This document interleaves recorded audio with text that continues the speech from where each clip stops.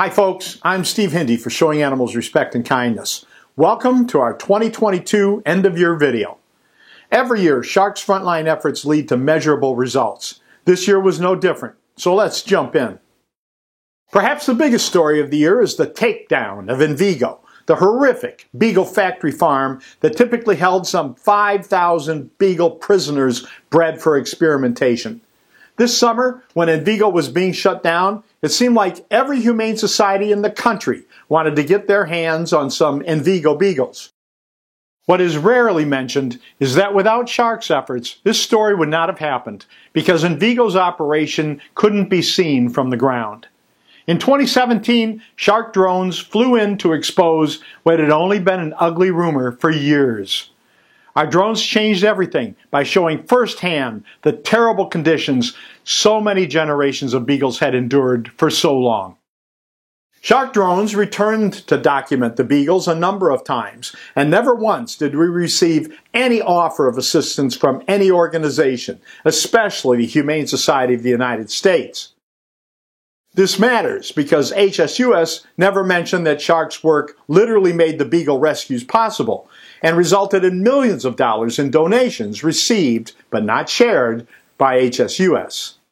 We're extremely happy that Envigo was shut down and that the dogs can now live lives worth living. It will be an even better day when animal lovers support the organizations who actually do the work instead of opportunists far more interested in making money than in saving animals. In February, federal authorities raided a big cockfight pit in Letcher County, Kentucky.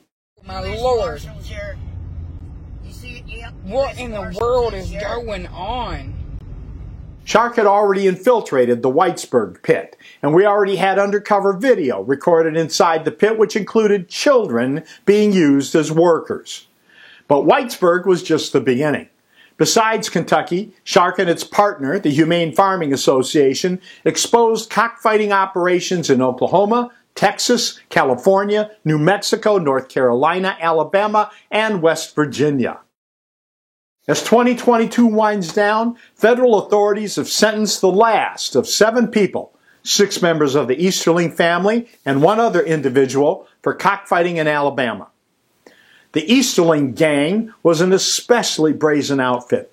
They seemed to dare anyone to go after them. So first Shark and then the feds did just that. The head of the operation, Brent Easterling, will spend a couple of years in a federal penitentiary to consider his law-breaking. Others in his operation have sentences ranging from 22 months to home detention and probation. While we believe all the sentences should have been counted in decades, not years, the convictions send a loud and clear message to cockfighters everywhere that their criminal behavior will be punished.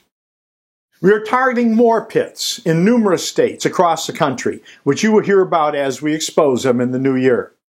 2022 was a very bad year for the cockfighting mafia, but as bad as 2022 was for these cruel, cowardly criminals, next year's going to be a lot worse. That's my New Year's pledge to the inbreds of cockfighting. When it comes to the fake cowboys of rodeo, the news isn't much better than for the cockfighting mafia.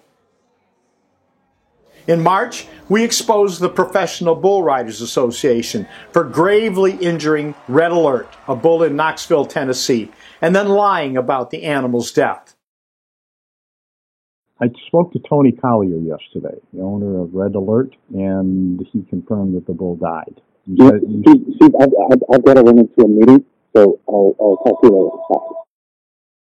In September, the PBR was exposed again for injuring a bull, this time in Virginia, and this time the organization couldn't lie about the severity of the injury. American-style rodeos are under fire on multiple fronts, including a proposed ban on rodeo tools of torture in Los Angeles, California. Under the proposed ordinance, spurs, the flank strap, and the electric prod would be eliminated, effectively ending rodeos in Los Angeles. A vote by the Los Angeles City Council is anticipated for January. Last August, Shark began using our Angel drone fleet to video document Mexican-style rodeos in Boone County, Illinois. Rodeo animal abuse is nothing new to shark investigators, but we were shocked at the level of abuse at Mexican rodeos, which surpassed all the American-style rodeos. Mexican-style rodeos abuse the same animals over and over and over, 15 to 20 runs per animal in a single day, pushing the victims to the point of exhaustion.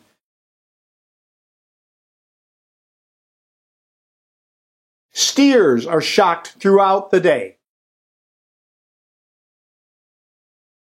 Injured animals receive no veterinary care whatsoever. Psychotic contestants beat their own horses, and the beatings continued even after these creeps knew they were being recorded.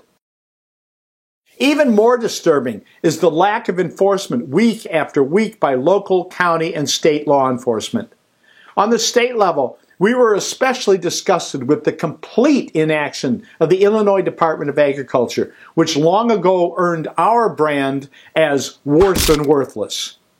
I'm pleased to report that 3 people have so far been charged with abuse connected to these rodeos, but this is just the beginning. These animal abusers must be held responsible.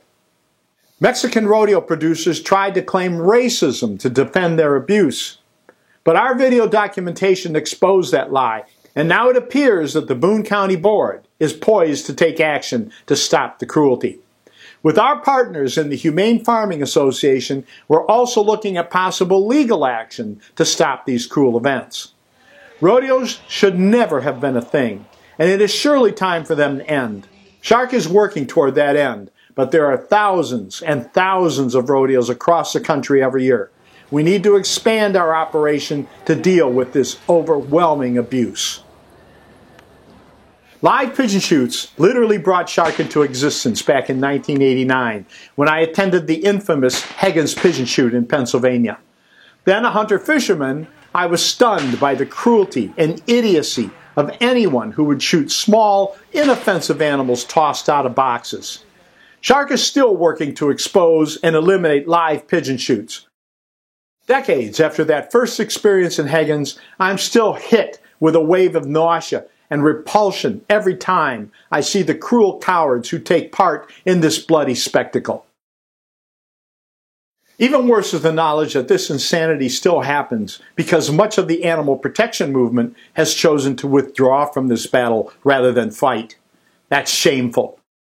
Meanwhile, we are focusing our efforts on the Philadelphia Gun Club, the oldest pigeon shooting club.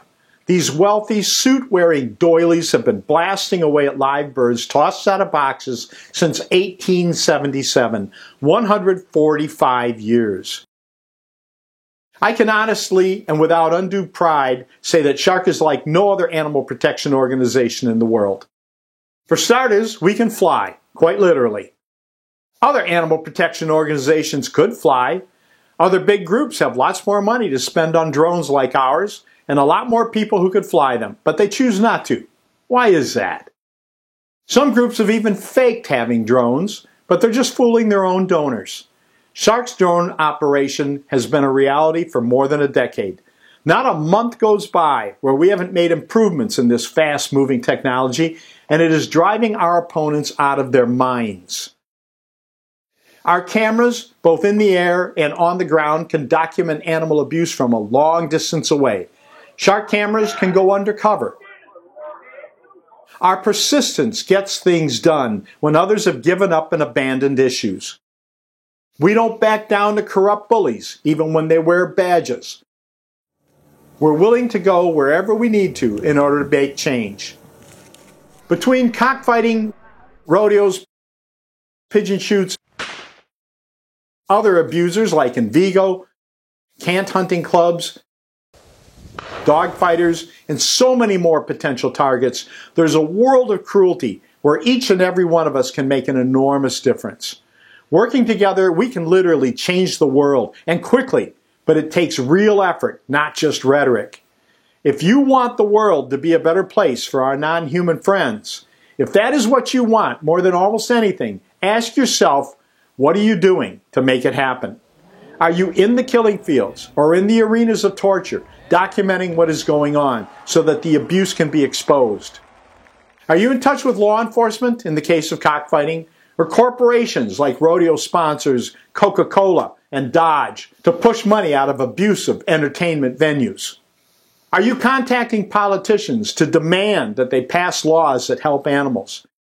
Are you giving money to organizations that actually help animals, or are you falling for marketing pitches from groups that are better at scams than dealing with actual animal issues? Together, we can make 2023 and beyond a time of terrific change for our non-human friends, but it'll take real work, not just high-minded talk. The real-world cruelty that animals endure requires real-world solutions. As animal abusers know, Shark deals with real cruelty, but we need your help. I don't get paid, but Shark's investigators do, although it's not nearly what they deserve for their talents and experience. Going where we need to go, rooms, food, and equipment we need to do the job, all cost money. But as you know, if you've supported us in the past, when Shark does battle for animals, we move the proverbial ball. Let's move that ball together. On behalf of Shark, I hope you have a terrific holiday season, and we look forward to a compassionate 2023. I'm Steve Hindy for Showing Animals Respect and Kindness. Thank you for watching. Please subscribe to our channel to see more of our investigations and learn what you can do to help Shark help animals. Consider sharing our videos so other people can help save lives. If you'd like to support Shark directly, you can follow the donation link in the description section of this video. If you'd like to gain access to exclusive content, consider sponsoring us on Patreon.